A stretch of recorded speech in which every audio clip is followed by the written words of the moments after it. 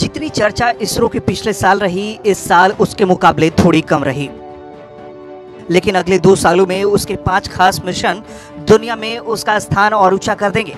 आने वाले 2 सालों में आपको अंतरिक्ष कार्यक्रमों में तेजी देखने को मिलने वाली है। कोविड-19 के चलते इसरो के कार्यक्रम पर कुछ असर जरूर हुआ, लेकिन अगले 2 सालों में इसरो के कई प्रमुख अभियानों को अमल में लाए जाने की योजना है। इस समय इसरो के कार्यक्रम में सबसे पहले RISAT 1A का लॉन्चिंग है। रडार इमेजिंग सैटेलाइट 1A इस रिमोट सेंसिंग सैटेलाइट का उपयोग भूभाग का नक्शा बनाने और जमीन, महासागरों और सतही पानी के विश्लेषण के लिए किया जाएगा। इसके अलावा ये जमीन में नमी की स्थिति का भी जायजा ले सकेगा। ये अपनी श्रेणी का 6ठा सैटेलाइट होगा। इसे अगले साल की शुरुआत में लॉन्च किया जाएगा। पिछले साल चंद्रयान 2 की चंद्रमा पर रोवर लैंडिंग सफल नहीं रही, लेकिन इसरो ने हार नहीं मानी है। चंद्रयान 2 का ऑर्बिटर सही काम कर रहा है, लेकिन इस बार इसरो चंद्रयान 3 के जरिए चंद्रमा पर रोवर पहुंचाने की पूरी तैयारी में है। अगले साल की शुरुआत में ही इसरो इसे सफलतापूर्वक पहुंचाने की तैयारी कर रहा है। इसके बाद होगा अंतरिक्ष में भारतीय का पहुंचने के लिए भारत का पहला अभियान गगनयान। इसकी तैयारी जोरों से चल रही है। 5 वायुसेना के पायलटों का चयन हो चुका है, जिनमें 1 से 3 को अंतरिक्ष में जाने का मौका मिलेगा। गगनयान भारत का पहला ह्यूमन स्पेस फ्लाइट प्रोग्राम होगा।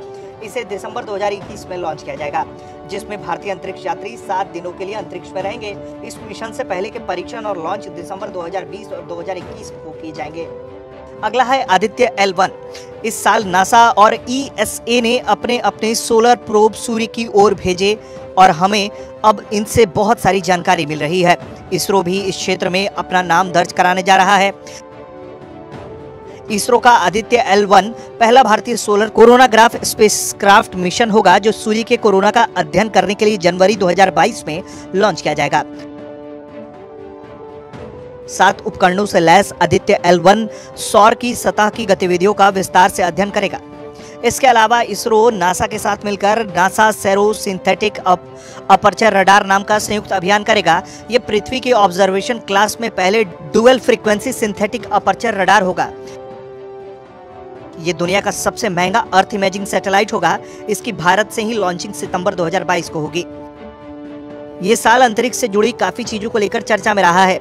इस साल अब तक अमेरिकी स्पेस एजेंसी और यूरोपीय स्पेस एजेंसी के अलावा कई देशों ने अंतरिक्ष क्षेत्र के संबंध में नए काम किए हैं। चीन, UAE जैसे देशों ने मंगल के अभियान भेजे, तो वहीं ब्रिटेन ने भी अंतरिक्ष सेवाओं में आत्मनिर्भर बनने का फैसला किया।